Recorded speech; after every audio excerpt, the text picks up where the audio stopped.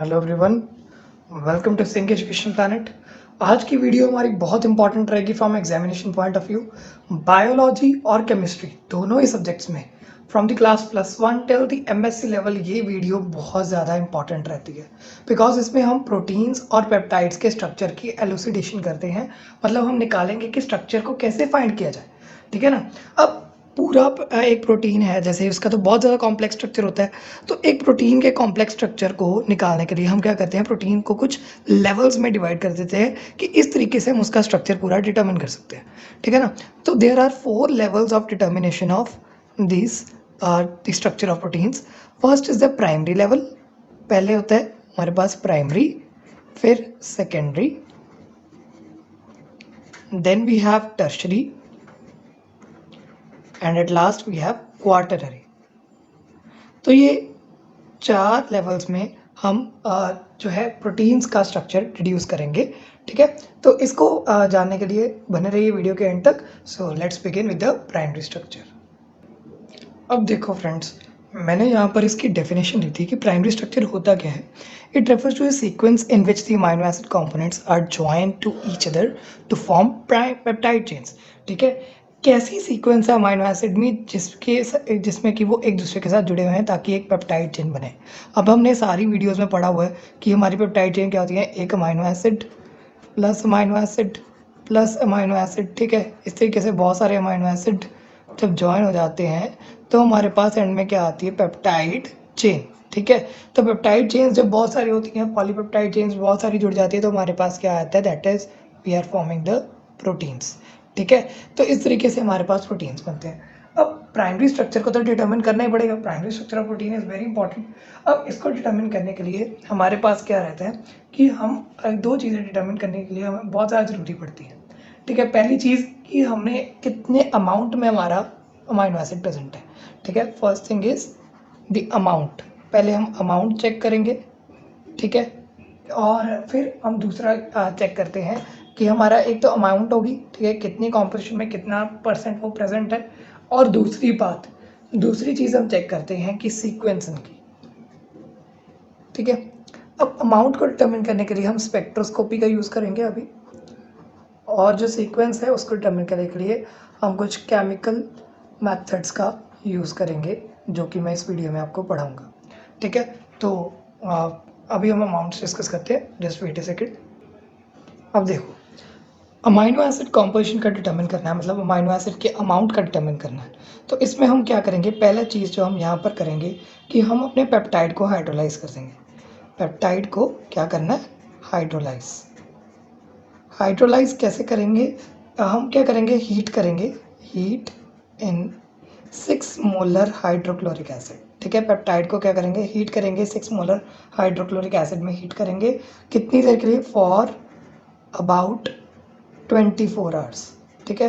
24 hours के लिए, हम 24 घंटे के लिए इसको हीट करेंगे ताकि ये अच्छे से पेप्टाइड जो है अपने अमाइनो एसिड कॉन्स्टिट्यूएंट्स में ब्रेक हो जाए, ठीक है। इसमें क्या होगा, हाइड्रोलिसिस हो जाएगी, पेप्टाइड बॉन्ड्स ब्रेक हो जाएंगे, बॉन्ड्स ब्रेक, और हमारे पास एंड प्रोडक्ट क्या आ जाएगा, एंड प्रोडक्ट हमारे पास अमाइनो एसिड्स के बहुत सारे अमाइनो एसिड मिक्सचर आ जाएगा, ठीक है। इसमें हमारे पास पूरा एक मिक्सचर बन जाएगा हमारे पास। अब हमारे पास क्या है कि मिक्सचर जो है, उस मिक्सचर को हम सेपरेट करेंगे। इसको हम एक सेकेंड दूसरा पेन ले लेते हूँ। हम इसको क्या करेंगे, सेपरेट करेंगे। सेपरेट कैसे करेंगे, यहाँ पर सेपरेट ले देते हैं। किस टेक्निक से सेपरेट करेंगे, we will separate it with the help of ion exchange chromatography. तो कैसे सेपरेट करना है, आयन एक्सचेंज क्रोमेटोग्राफी से हम अमाइनो एसिड्स को सेपरेट करेंगे, ठीक है। और यहाँ पर हम यूज़ क्या करते हैं, बफर सॉल्यूशंस यूज़ करते हैं, बहुत सारे क्या यूज़ करेंगे, बफर्स यूज़ करेंगे एक पर्टिकुलर पीएच पर, ठीक है। अब अमाइनो एसिड जो है, जब एक अमाइनो एसिड हमारे पास सेपरेट हो गया, ठीक है, जब भी हमारे पास एक न्यू अमाइनो एसिड आ गया, तो इसको क्या करना है, हमने ये जो सेपरेटेड अमाइनो एसिड है यहाँ पर ले देते हैं अमाइनो एसिड, इसको हम रिएक्ट कराएंगे विथ निनहाइड्रिन, ठीक है। हमने पिछली वीडियो में पढ़ा था ना, एनालिसिस ऑफ प्रोटीन्स में निनहाइड्रिन टेस्ट। तो निनहाइड्रिन के साथ इसको जो है हम रिएक्ट करवाएंगे, ठीक है। तो यहाँ पर निनहाइड्रिन के साथ रिएक्ट कराने पर क्या आ जाएगा, पर्पल कलरेशन आ जाएगी, पर्पल कलरेशन। ओके, अब पर्पल कलर आ गया और पर्पल कलर हमें ये पता चला दिखा रहा है कि हमारे पास अमाइनो एसिड्स प्रेजेंट हैं। ठीक है, अब जो अमाइनो एसिड्स प्रेजेंट हैं इनको हम कैसे देखेंगे? अब ये पर्पल कलर को हम क्या करेंगे, एक स्पेक्ट्रोमीटर में इसकी एनालिसिस करेंगे। ठीक है, तो एनालिसिस करनी है, एनालिसिस इन स्पेक्ट्रोमीटर। ओके, तो इसकी हमने पर्पल कलरेशन की स्पेक्ट्रोमीटर में एनालिसिस करी, तो हमारे पास जितनी ज़्यादा इंटेंसिटी आएगी, ठीक है, इस तरीके का कुछ ग्राफ ऑब्टेन हो जाएगा। जितनी ज़्यादा इंटेंसिटी आएगी, जितनी ज़्यादा हाई पीक होगी, उतना ही मतलब हमारा अमाइनो एसिड ज़्यादा प्रेजेंट है। तो ये हमारे पास एक क्रोमेटोग्राम आता है जिसमें कि हमारे पास यहाँ पर क्या रहती है, एब्जॉर्बेंस, एंड यहाँ पर हमारे पास टाइमिंग रहती है कि कितना टाइम उससे एल्यूशन होने में लगा, मतलब कितना टाइम उसने डिजॉल्व होने में लिया। So that is the chromatogram जो कि हम देखते हैं इन द स्पेक्ट्रोमीटर। ओके, अब ये जो है सारा प्रोसेस, इसको हम एक और तरीके से भी कर सकते हैं with the help of amino acid analyser. Another way क्या है, अमाइनो एसिड एनालाइजर। तो एनालाइजर से हम देख सकते हैं, ये डायरेक्ट मेथड है, आजकल तो एनालाइजर यूज़ करते हैं, लेकिन मैंने आपको ट्रेडिशनल टेक्निक भी बता दी जो कि आप एग्जाम में लिख सकते हो। सो ये हमारे पास अच्छे से डिटर्मिन हो गया अमाइनो एसिड कॉम्बिनेशन। अब हम नेक्स्ट देखेंगे कि सीक्वेंस कैसे डिटर्मिन करनी है, सीक्वेंस ऑफ अमाइनो एसिड्स। तो उसे मैं नेक्स्ट पेज पर डिस्कस करता हूँ, जस्ट वेट अ सेकेंड। अब देखो फ्रेंड्स, अमाइनो एसिड्स कैसे अरेंज्ड हैं। अमाइनो एसिड में हमारे पास कौन सी लिंकेज है, नाइट्रोजन कार्बन की लिंकेज है। ठीक है, और ये अमाइड लिंकेज कैसे होगी वो हमने सारा डिटर्मिन करना है अमाइनो एसिड्स की सीक्वेंस डिटर्मिन करने से। तो या तो हम क्या कर सकते हैं, इस अमाइनो एसिड को हम क्या करें, हाइड्रोलाइज कर दें। अगर हाइड्रोलाइज करेंगे तो ये अमाइनो एसिड प्रॉपरली ब्रेक हो जाएगा, इससे तो सारा स्ट्रक्चर ही खराब हो जाएगा। तो अगर स्ट्रक्चर खराब हो गया तो हम इससे स्ट्रक्चर डिटर्मिन करने वाले थे, तो वही नहीं डिटर्मिन कर पाएंगे। तो हम पेप्टाइड को हाइड्रोलाइज नहीं कर सकते प्रॉपरली, तो इससे हमारे पास जो है सीक्वेंस हम नहीं डिटर्मिन कर पाएंगे। तो इस प्रॉब्लम को ओवरकम करने के लिए हमारे पास एक न्यू टेक्निक आई, that is called terminal residue analysis. ये जो है terminal residue analysis, that are some chemical methods जिसमें कि हम हमारा जो है सी टर्मिनल और एन टर्मिनल दोनों ही देख सकते हैं। ठीक है, अगर जैसे अमाइनो एसिड होता है, तो मैं यहाँ पर जैसे यहाँ पर एक अमाइनो एसिड बना रहा हूँ, जनरल स्ट्रक्चर है ना, ये तो आपने किया ही हुआ है। अब इस अमाइनो एसिड में हमारे पास क्या है, जहाँ पर हमारे पास फ्री अमाइनो ग्रुप होता है, this is called an terminal. जहाँ पर फ्री अमाइनो ग्रुप होगा that is called an terminal, and जहाँ पर फ्री कार्बोक्सिलिक ग्रुप होगा वहाँ पर हम क्या कहेंगे, that is C terminal of amino acid. Okay, तो इस तरीके से ये दोनों अगर फ्री हैं बिल्कुल, तो यहाँ पर हम रेजिड्यू वर्ड यूज़ करते हैं कि दिस इज फ्री। ओके, इसका कोई भी बॉन्ड नहीं बन रहा। ठीक है, बाकी तो सारे NH+CO बॉन्ड्स तो जुड़े हुए हैं, तो वो तो फ्री है नहीं। ठीक है, तो इस तरीके से हम इसे डिटर्मिन करना चाहेंगे। अब टर्मिनल रेजिड्यू अमाइनो एसिड में क्या होता है, हम टर्मिनल रेजिड्यू एनालिसिस में सिंपली क्या करते हैं, पेप्टाइड लेते हैं। पेप्टाइड में हम क्या करते हैं, एक सूटेबल रिएजेंट डालते हैं। ठीक है, क्या डालते हैं, रिएजेंट डालेंगे जो कि क्या करेगा, या तो एन टर्मिनल रेजिड्यू के साथ रिएक्ट करेगा या फिर सी टर्मिनल रिएक्ट करेगा। ठीक है, एंड यहाँ पर क्या बन जाएगा, पेप्टाइड डेरिवेटिव। वो दोनों को आपस में रिएक्ट कराया रिएजेंट और पेप्टाइड को, तो पेप्टाइड डेरिवेटिव बन गया। कैसे बना, या तो वो सी टर्मिनल के साथ रिएक्ट कर गया या फिर एन टर्मिनल के साथ रिएक्ट कर गया। ठीक है, तो इन दोनों के साथ रिएक्ट करके हमने पेप्टाइड डेरिवेटिव बनाया। अब ये डेरिवेटिव की हम क्या करते हैं, इसकी हम पार्शियल हाइड्रोलिसिस करते हैं। क्या करते हैं, पार्शियल हाइड्रोलिसिस। अगर पार्शियल हाइड्रोलिसिस करेंगे तो हमारे पास जो है टर्मिनल अमाइनो एसिड डेरिवेटिव बन जाएगा, terminal amino acid derivative. Okay, इस तरीके से हम टर्मिनल अमाइनो एसिड डेरिवेटिव बना सकते हैं। एंड यहाँ पर terminal acid amino acid derivative के साथ हमारे पास जो है पूरा का पूरा पेप्टाइड भी बनेगा, बस उसमें वन लेस अमाइनो एसिड होगा, -1 अमाइनो एसिड बनेगा इस पेप्टाइड में, बिकॉज एक अमाइनो एसिड का डेरिवेटिव हमारा बन गया ऊपर।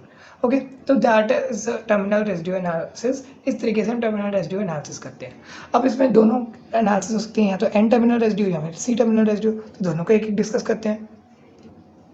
अब देखो फ्रेंड्स, हमारे पास फर्स्ट आ रही है N terminal residue analysis. N terminal residue analysis क्या होगा, when we determine the composition of N terminal residue. ठीक है, जब हम एन टर्मिनल रेजिड्यू को हम आइडेंटिफाई करेंगे, that is an terminal residue analysis. इसमें 2 या 3 मेथड्स आते हैं हमारे पास, वो हम डिस्कस करेंगे। पहला जो कॉमनली यूज्ड मेथड है दैट इज सैंगर्स मैथड। ओके, इस मैथड में हम सिंपली क्या करते हैं, हम हमारा एक रिएजेंट लेते हैं, सैंगर्स रिएजेंट। सो क्या लेते हैं, सैंगर्स रिएजेंट।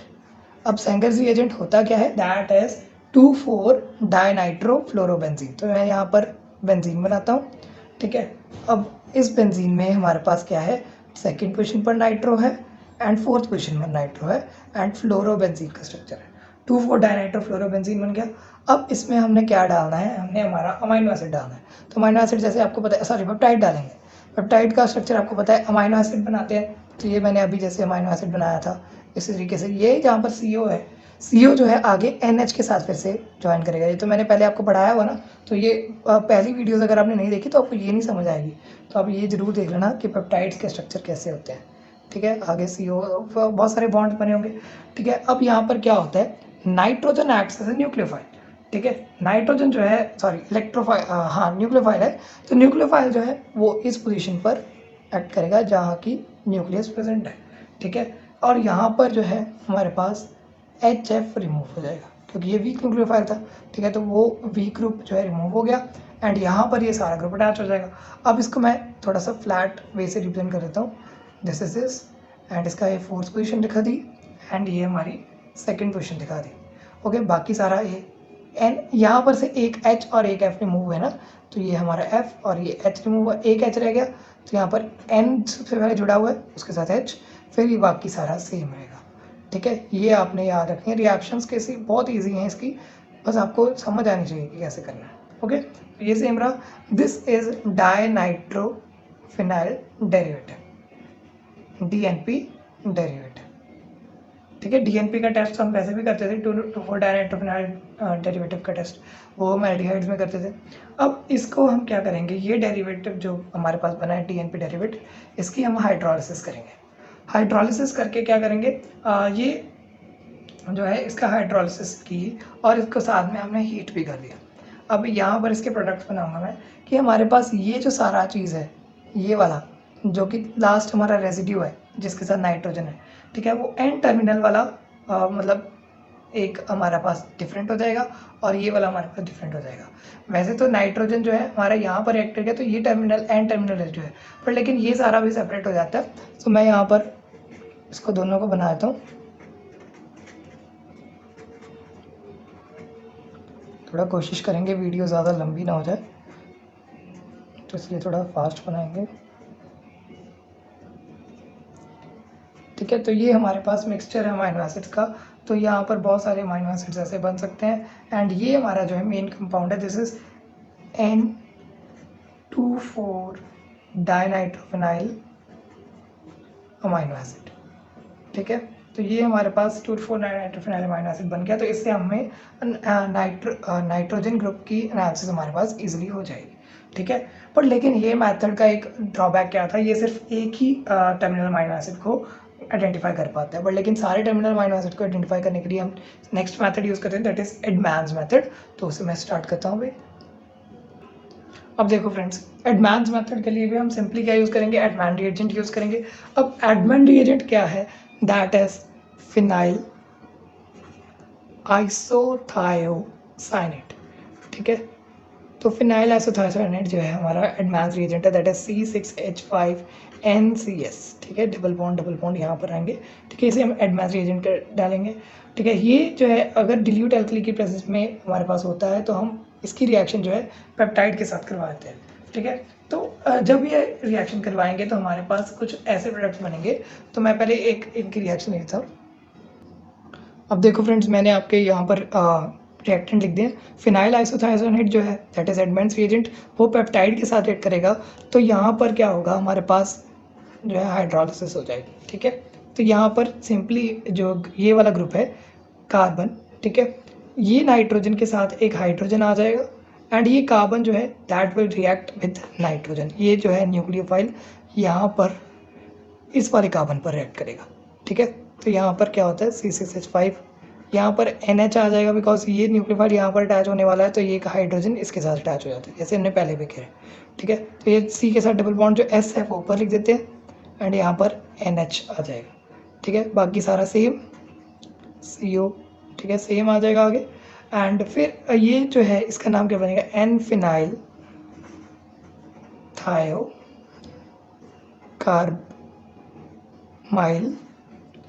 पेप्टाइड, ठीक है, एन फिनाइल थायो कार्बाइल पेप्टाइड। ओके, अब इस पर हम क्या करेंगे, इस पर हम एक एसिड के साथ रिएक्ट कराएंगे, ठीक है। तो कैसे रिएक्ट करेंगे, पहले तो मैं यहाँ पर एसिड लिखता हूँ कि ये एसिड हाइड्रोलिसिस करने लगे। क्या करने लगे, एसिड हाइड्रोलिसिस। ओके, अब इसमें जो है यहाँ पर ये वाला बॉन्ड जो है ब्रेक होता है, ये इधर आ जाएगा बॉन्ड, बाकी सारी चीज़ सेम रहेगी। तो ये C6H5 ऐसे रहा, ठीक है। इसके साथ नाइट्रोजन तो था, वो मैंने यहाँ लिख दिया, नाइट्रोजन के साथ ऑक्सीजन हाइड्रोजन था, यहाँ लिख दिया। अब नाइट्रोजन जो है इसके साथ कार्बन है, एंड ये सल्फर का मैंने बताया ये बॉन्ड टूट जाता है तो ये सल्फर यहाँ पर आ जाएगा, ठीक है। ये डबल बॉन्ड यहाँ पर फॉर्म हो गया, तो ये डबल बॉन्ड बन गया। अब नाइट्रोजन है, ये जो हाइड्रोजन था ये रिमूव हो जाएगा यहाँ से, एंड क्योंकि यहाँ पर ये डबल बॉन्ड फॉर्म होने लगा है। ओके, एंड ये जो CH4 ग्रुप है, ये हाइड्रोजन कहाँ जाता है, ये आगे वाली चेन के साथ जुड़ जाता है और चेन रिमूव हो जाती है, ठीक है।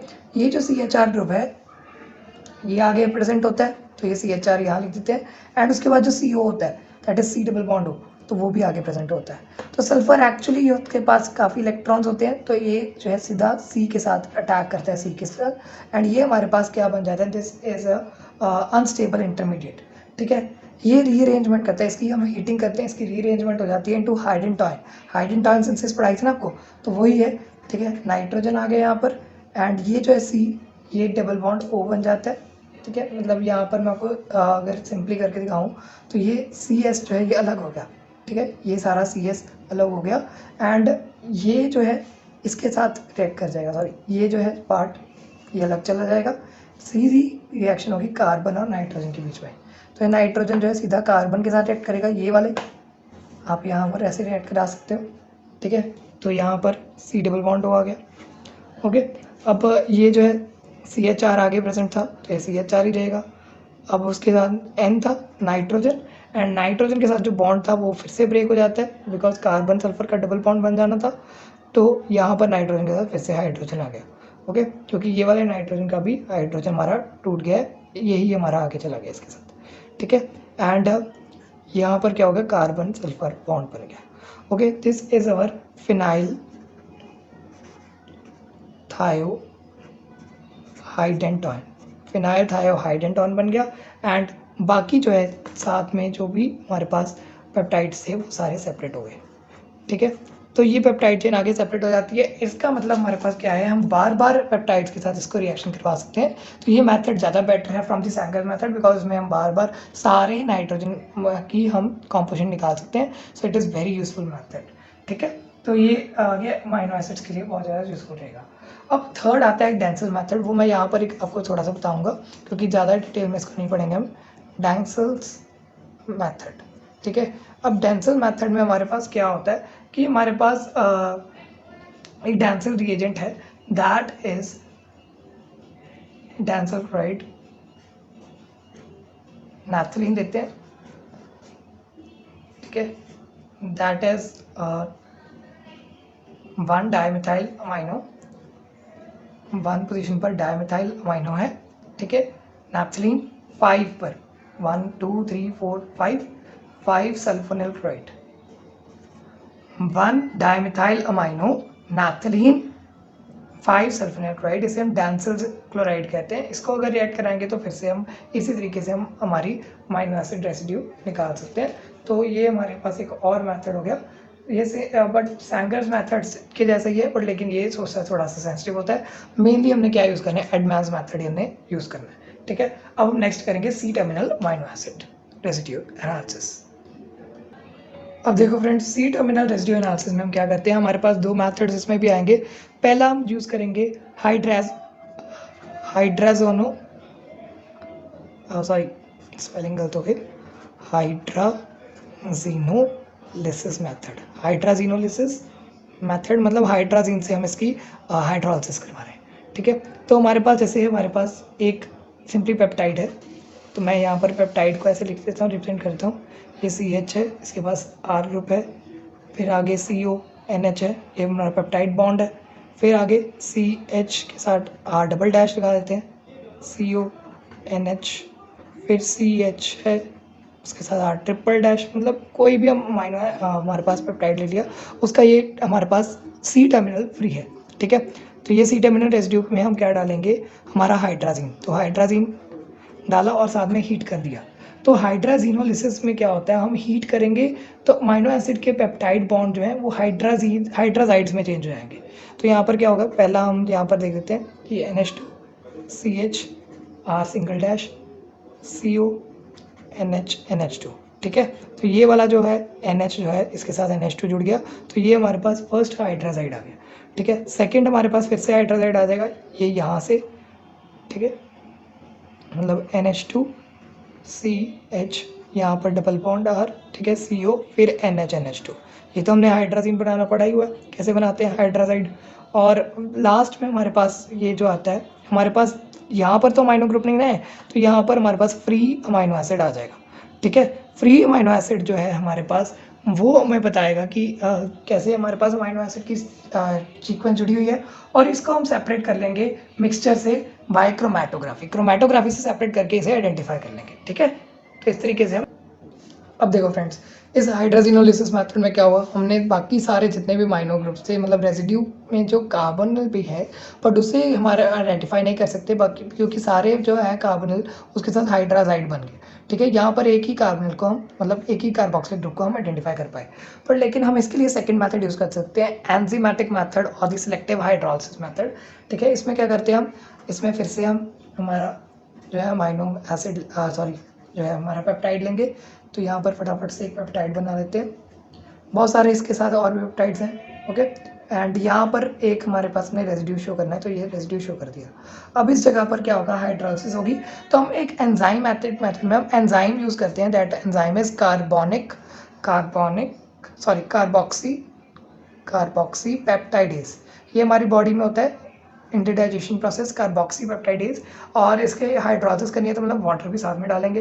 तो ये कार्बोक्सी पेप्टाइडेज क्या होता है, इससे हमारे जो है बाकी सारा जो है डीरेटेड पेप्टाइड जो होता है उसका भी कार्बोक्सिलिक ग्रुप हम डिटरमिन कर सकते हैं, ओके। एंड जो बाकी का हमारे पास फ्री कार्बोक्सिलिक ग्रुप वाला होता है उसका भी हम अमाइनो एसिड डिटरमिन कर सकते हैं, ठीक है। मतलब इस चेन में बार बार आप रिएक्शन कराई जाओ तो हमारे पास और भी सारे C टर्मिनल अमाइनो एसिड बन जाएंगे, तो उससे हम जो है डिटर्मिन कर पाएंगे इनका रेसिड्यूज, ठीक है। तो इस तरीके से हम यहाँ पर डिटर्मिनेशन करते हैं।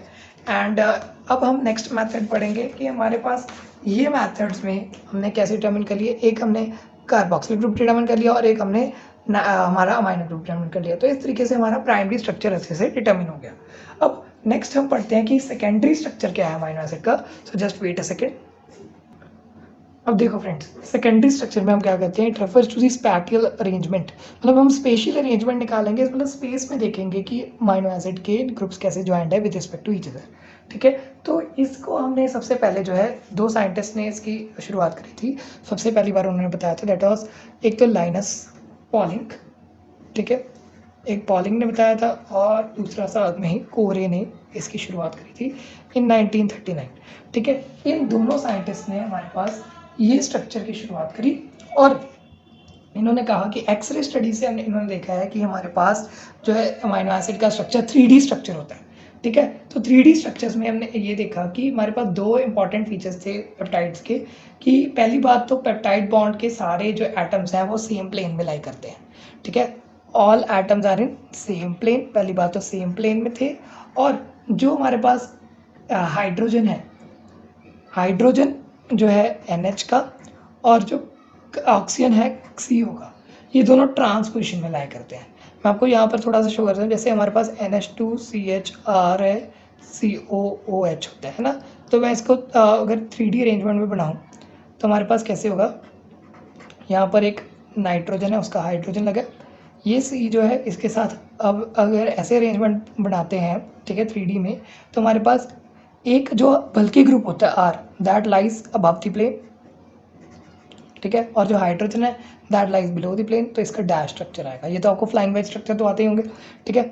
एंड ये जो है कार्बन का जो है ऑक्सीजन है, ये जो है वैसे तो नीचे होना चाहिए, ठीक है, मतलब ये ट्रांस पोजिशन में है, पर लेकिन इसको डायग्रामेटिकली मैं यहाँ पर नीचे नहीं शो कर पाऊंगा, बिकॉज यहाँ पर मैंने आर ग्रुप शो कर दिया है, ठीक है। बट एक्चुअली ये दोनों प्लेन में है ना, तो एक यहाँ पर ऊपर प्लेन में होता है और एक नीचे प्लेन में होता है, ठीक है। तो यहाँ पर आप सिंपल देख लीजिए कि ऐसे बनाऊंगा, ठीक है। अब इसके साथ वाले अमीनो एसिड का मैं नीचे बनाता हूँ कि ये जो है नाइट्रोजन फिर से, क्योंकि हमारे पास NH तो आगे आ ही जाना है, ठीक है। तो एक और NH है, अब उसका मैं यहाँ पर हाइड्रोजन नीचे बनाता हूँ, ठीक है। तो ये का CO का ऑक्सीजन और NH का हाइड्रोजन, ये दोनों क्या है, ट्रांसपोजिशन में लाई कर रहे हैं। और अगर ये ट्रांसपोजिशन में लाई करें तो अब ये वाले जो है R ग्रुप फिर से ऊपर चला जाएगा और ये हाइड्रोजन जो है इधर चले जाएंगे, ठीक है। एंड यहाँ पर CO फिर से आ जाएगा। तो इस तरीके से और भी आगे NH जो है आगे फिर से ट्रांसपोजिशन में रहेंगे, ओके। तो यहाँ पर आपको पता चल गया कि हमारे पास इस तरीके की सीक्वेंस जो है हमारे पास आती है। एंड दूसरी बात, हाइड्रोजन बॉन्डिंग पॉसिबल है। ये जो कार्बन यहाँ पर ऑक्सीजन है और हाइड्रोजन है, बट लेकिन दूसरी पेप्टाइड चेन के साथ इनकी हाइड्रोजन बॉन्डिंग हमारे पास पॉसिबल रहेगी, ठीक है। एंड अगर देखें कि हमारे पास अमाइड ग्रुप है और जो अमाइड हाइड्रोजन है, अमाइड ऑक्सीजन और अमाइड हाइड्रोजन, दोनों के बीच में हाइड्रोजन बॉन्डिंग पॉसिबल है।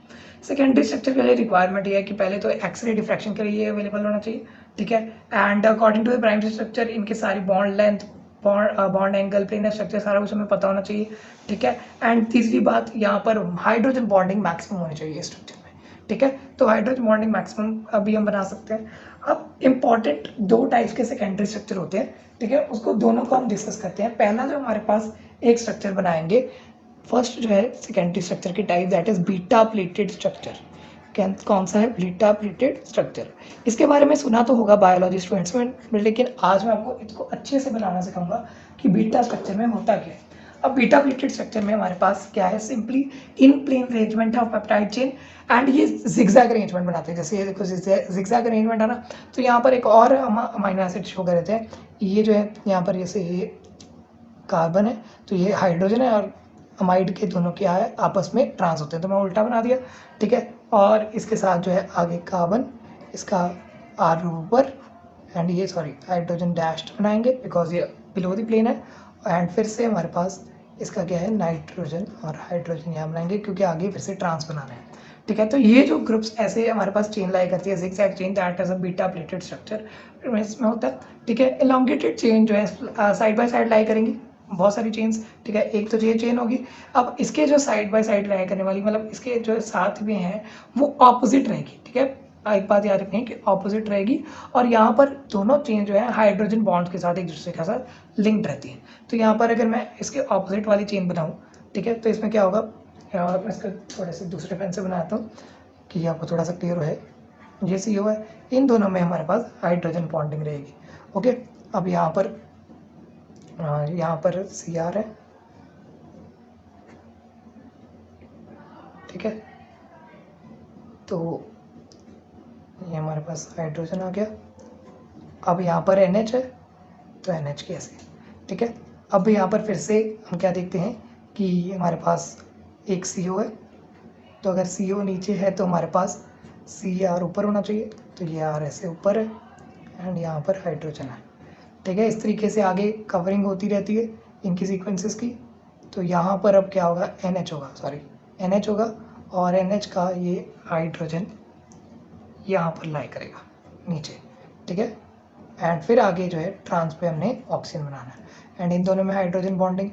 फिर यहाँ पर Cr नीचे एंड यहाँ पर NH ऊपर एंड यहाँ पर हाइड्रोजन बॉन्डिंग। तो इस तरीके से हमारे पास एंटी पैरेलल अरेंजमेंट होता है ऑफ द चेन्स। पर लेकिन ये स्ट्रक्चर में हम एक बार और देखते हैं कि यहाँ पर एक डेफिनेट स्ट्रक्चर यहाँ से लेकर ये वाले कार्बन तक, ठीक है, एक डेफिनेट स्ट्रक्चर की जो हमारे पास लेंथ होती है दैट इज 720 पिकोमीटर, ये बार बार रिपीट हो जाएगी और रिपीटेड डिस्टेंस है, तो मतलब ये बहुत ज़्यादा बढ़िया फ्लैट स्ट्रक्चर है। तो ये वैसे तो ये बहुत अच्छा आइडियल स्ट्रक्चर है, पर लेकिन यहाँ पर क्या होता है, ओवर क्राउडिंग हो जाती है बिटवीन R ग्रुप्स। ये भी हैवी है और ये भी हैवी है। अगर ये दोनों ही हैवी हैं तो ओवर क्राउडिंग के कारण ये स्ट्रक्चर तो एग्जिस्ट कर ही नहीं पाएगा, और ये स्ट्रक्चर अगर एग्जिस्ट नहीं कर पाएगा तो क्या करते हैं, यहाँ पर बायोलॉजिकल सिस्टम में ये वाला स्ट्रक्चर को थोड़ा सा ऐसे फ्लैट कर देते हैं कि ये वाला पार्ट जो है थोड़ा सा ऊपर मूव करना शुरू हो जाएगा, ये थोड़े इधर एंड ये वाला थोड़ा इधर। तो इस तरीके से हमारा यह जैसे स्ट्रेट चेन स्ट्रक्चर है, ये कुछ इस तरीके से बन जाता है, okay. Straight chain structure is change into triangular structure. तो ये बीटा प्लीटेड, अब प्लीटेड का मतलब यही होगा ना कि प्लीट बन गया है, ठीक है, प्लीट मतलब थोड़ा सा इसका अरेंजमेंट चेंज हो गया। पर लेकिन अगर हमारे पास आर ग्रुप की जगह पर हाइड्रोजन हो, जैसे ग्लाइसिन है, ग्लाइसिन के जो बीटा प्लेट कॉम्प्लेक्स होते हैं वो एग्जिस्ट करते हैं, बाकी तो एग्जिस्ट नहीं कर पाएंगे बिकॉज ये तो स्ट्रक्चर बनेगा ही नहीं। तो जैसे ग्लाइसिन में होता है तो यहाँ पर मोर देन 40% ग्लाइसिन रेजिड्यूज जो होते हैं सिल्क फाइब्रोइन में, एग्जाम्पल लिख लीजिए, that is silk fibroin, competitive exam के लिए इंपॉर्टेंट है। सिल्क फाइब्रोइन में जो 40% ग्लाइसिन रेजिड्यू होते हैं वो बीटा प्लेटेड स्ट्रक्चर शो करते हैं, ठीक है, एंड ये हमारा हो गया बीटा प्लेटेड स्ट्रक्चर। अब इसी के साथ एक और सेकेंडरी स्ट्रक्चर होता है that is alpha helix structure, तो उसे मैं बना के दिखाता हूँ। अब जैसे फ्रेंड्स अभी हमने पढ़ा कि जो बीटा प्लेटेड स्ट्रक्चर है that is an ideal structure और वो रियलिटी में एग्जिस्ट नहीं करता। तो अल्फा हेलिक्स स्ट्रक्चर जो है वो पर्टिकुलरली फेवरेबल अरेंजमेंट होता है बहुत सारे प्रोटीन्स में, जिसमें कि बल्कि साइड चेन्स होती हैं, साइड चेन्स जो है सारी बल्कि होती हैं, ठीक है, मतलब बल्कि ग्रुप्स हो गए वो हम सारे साइड्स में रख देंगे, ठीक है। अल्फा हेडेड में क्या होता है कि अल्फा हेलिक्स में हमारा हेलिक्स स्ट्रक्चर बनेगा कि हमारे पास जो है इस तरीके का एक स्पाइरल स्ट्रक्चर बन जाता है, इस तरीके का राइट हैंडेड कॉइल्ड, ठीक है। राइट हैंडेड कॉइल्ड कैसे होगा, जैसे यहाँ पर नाइट्रोजन है, इसके साथ हाइड्रोजन, ठीक है, इसके साथ CO होता है ना, तो ये जो हमें पता है ट्रांस होंगे। अब नेक्स्ट वाला जो है आर ग्रुप वाली चेन, ये तो साइड में आ जाएगी, इसको हम रिप्रेजेंट नहीं करेंगे। फिर आर ग्रुप के साथ फिर से CO होगा एंड उसके साथ जो नाइट्रोजन होगा वो ट्रांस में होगा, ठीक है ना, हाइड्रोजन, एंड इसके साथ जो CO होगा वो भी ट्रांस में होगा, ठीक है ना। एंड यहाँ पर आगे जाकर ये जो है सीक्वेंस है इस तरीके से, ये वजह से ये वाली चेन बन रही थी, ये वाली, और उसी के ये वाली, ठीक है। आगे जाके बढ़ती बढ़ती एक और हेलिक्स बनानी शुरू कर देगी। अब यहाँ पर नाइट्रोजन और हाइड्रोजन है, ठीक है, अब इसके ट्रांस में होगा ग्रुप, तो ये CO नीचे आ जाएगा। अब एक नाइट्रोजन हाइड्रोजन है तो ये ऊपर आ जाएगा एंड फिर से हमारे पास क्या होगा कि एक CO ग्रुप बन जाएगा एंड बाकी जो है नाइट्रोजन और हाइड्रोजन, फिर आगे जाकर ये इस तरीके से यहाँ पर कॉइलिंग हो जाएगी, ठीक है, यहाँ पर फिर से CO ग्रुप, ओके। तो ये देखो ऑपोजिट बन रहे हैं, बट लेकिन इस चेन का एक और भी ज़्यादा बेनिफिट है कि यहाँ पर हम हाइड्रोजन बॉन्डिंग्स बहुत बढ़िया प्रेजेंट होती हैं। यहाँ पर देखो सारे ग्रुप्स में हाइड्रोजन बॉन्डिंग हो रही है, ये वाला नीचे वालों के साथ हाइड्रोजन बॉन्डिंग कर रहे हैं, ये वाले ऊपर वालों के साथ हाइड्रोजन बॉन्डिंग कर रहे हैं, तो ये बहुत स्टेबल स्ट्रक्चर बन गया हमारा। तो ये अल्फा हेलिक्स स्ट्रक्चर होता है, ठीक है। इसमें जो है मेनली इसको पॉलिंग ने फर्स्ट प्रपोज किया था in the protein of keratin hair nails में, अनस्ट्रेच वुड में, ठीक है। और इसमें बताया था कि 3.6 अमाइनो एसिड रेजिड्यू होते हैं इस स्ट्रक्चर में, ठीक है, और पर टर्न ऑफ द हेलिक्स, तो ये सफिशिएंट स्पेस देता है साइड चेन्स को ताकि वो आराम से बैठ सकें, और हाइड्रोजन बॉन्डिंग भी ये बहुत ज़्यादा फैसिलिटेट करता है। एंड इसमें जो है रिपीटेड डिस्टेंस 150 पिकोमीटर का होता है, तो 1.5 एंगस्ट्रॉम नियरली हमारा डिस्टेंस होता है। अगर वूल को स्ट्रेच करें अगर वूल को बहुत ज़्यादा स्ट्रेच करें जो हमारा मतलब अनस्ट्रेच वूल होता है, ठीक है, उसमें हमारा अल्फा हेलिक्स होता है, अनस्ट्रेच वूल में अल्फा हेलिक्स होता है। बट अगर वूल को स्ट्रेच करें तो उसका स्ट्रक्चर कैसा बन जाएगा, बीटा प्लेटेड। आप वूल को कभी देखिएगा, वूल के जो है थ्रेड्स होते हैं वो स्पाइरल होते हैं ना, पर लेकिन उसको स्ट्रेच करो तो वो जिगजैग स्ट्रक्चर ऑब्टेन कर लेंगे। तो ये हमारा लाइव एग्जांपल है अल्फा हेलिक्स और बीटा प्लेटेड का फ्रॉम दी वूल, ओके। तो इस तरीके से हमारे पास स्ट्रक्चर्स होते हैं। अब नेक्स्ट जो स्ट्रक्चर आते हैं हमारे पास, शॉर्ट से नोट्स रहेंगे इसके, कोई ज़्यादा हमें एक्सप्लेन करना। Next is our tertiary structure. Tertiary structure में हमारे पास क्या होता है, it is a 3 dimensional structure, ठीक है। मतलब इसमें क्या होगा कि इसकी पहले मैं डेफिनेशन लिखता हूँ, जस्ट वेट अ सेकेंड। अब देखो फ्रेंड्स, टर्शरी स्ट्रक्चर क्या होता है, it is a 3 dimensional shape which arises from further folding of the polypeptide chains. जब पॉलीपेप्टाइड चेन्स और ज़्यादा मतलब फर्दर फोल्ड होती हैं, पहले से फोल्डेड है, ठीक है, अल्फा हेलिक्स और बीटा प्लेटेड में सेकेंडरी में, बट लेकिन अब अगर और ज़्यादा फोल्ड हो जाए तो एक कॉम्पैक्ट और हाईली कॉम्प्लेक्स स्ट्रक्चर बन जाता है। जैसे समझ लो इसमें हमारे पास कुछ पहले तो इंट्रैक्शंस आती हैं, पहले तो हाइड्रोजन बॉन्डिंग होगी, हाइड्रोजन बॉन्डिंग से जो है कॉइलिंग हो सकती है, कॉम्प्लेक्सिटी आ सकती है। दूसरी हमारे पास डायपोलर इंट्रैक्शन आएंगी, डायपोलर इलेक्ट्रोस्टैटिक इंट्रैक्शन, तो इलेक्ट्रोस्टैटिक फोर्सेस भी होती हैं, वो भी हमारे पास कॉइलिंग करने के लिए रिस्पॉन्सिबल होती हैं, अट्रैक्शंस, ठीक है। अगर मैं हाइड्रोजन बॉन्डिंग की बात करूं तो ये हमारे पास NH और CO ग्रुप जो है अमाइडो ग्रुप्स में ये ज़्यादा होगी प्रोमिनेंट, और जो डायपोलर इलेक्ट्रोस्टैटिक इंट्रैक्शन है वो हमारे पास एडिशनल, अगर हमारे पास कार्बोक्सिल ग्रुप है जैसे एस्पार्टिक एसिड में होता है, या एडिशनल अमाइनो एसिड ग्रुप है जैसे लाइसिन में होता है, तो उसमें होगी, ठीक है। फिर डाइसल्फाइड लिंकेजेस, डाइसल्फाइड लिंकेजेस से भी हमारे पास टर्शियरी स्ट्रक्चर बन सकता है। कैसे कि हमारे पास अगर SH ग्रुप है, ठीक है, SS बॉन्ड बन जाएगा, जैसे सिस्टीन होते हैं उसमें SS सल्फर सल्फर के डाइसल्फाइड ब्रिजेस बन जाते हैं। And fourth is van der Waals interaction. Van der Waals interaction तो पूरी चेन अगर है, ठीक है, मतलब दो हाइड्रोकार्बन की चेन है वो रिएक्ट कर रही हैं, तो हैवी चेन्स है हमारे पास जैसे ट्रिप्टोफैन या फिनाइलएलानाइन में, तो वो हमारे पास ऐसे अगर सारी चेन्स एक दूसरे के साथ अट्रैक्ट करें ये 4 फोर्सेस से, तो हमारे पास टर्शियरी स्ट्रक्चर आ जाता है। ठीक है, टर्शियरी स्ट्रक्चर में हम देखते हैं कि हमारे पास 2 टाइप्स के आते हैं, एक फाइब्रस स्ट्रक्चर होता है, एक ग्लोबुलर स्ट्रक्चर होता है। ठीक है, फाइब्रस में कैसे होता है, जैसे हमारे पास हेलिक्स बन गया, हेलिक्स बहुत ज़्यादा सुपर हेलिक्स है, ठीक है, ये हेलिक्स बना है इस तरीके से, ठीक है, तो ये भी एक ग्लोबुलर स्ट्रक्चर लग गया, this is fibrous protein, fibrous structure.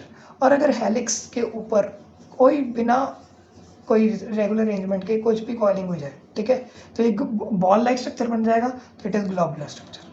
आपको समझ लग गया? अब ग्लोबुलर और फाइब्रस के स्ट्रक्चर इस तरीके से होते हैं, जो कि मैंने पहले भी वीडियो में करवा दिए थे। ठीक है, तो ये हमारे पास ऐसे पता लग गया कि मायोग्लोबिन और हीमोग्लोबिन के स्ट्रक्चर भी हमारे पास टर्शियरी स्ट्रक्चर है, वो हमने डिटरमाइन कर लिए थे।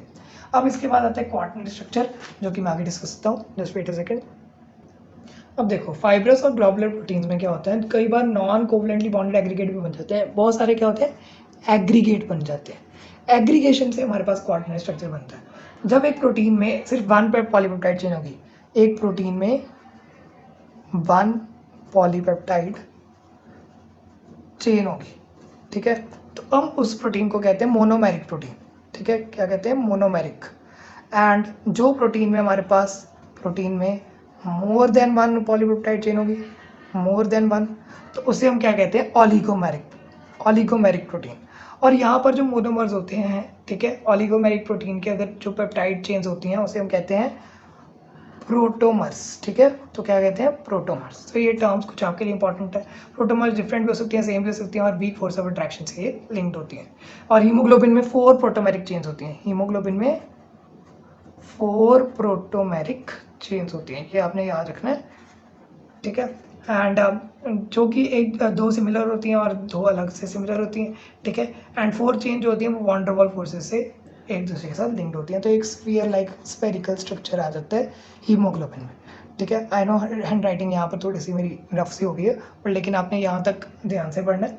अब इसके बाद नेक्स्ट वीडियो जो आएगी that will be for the nucleic acids part. ठीक है, तो वो हम न्यूक्लिक एसिड्स में डिस्कस करेंगे।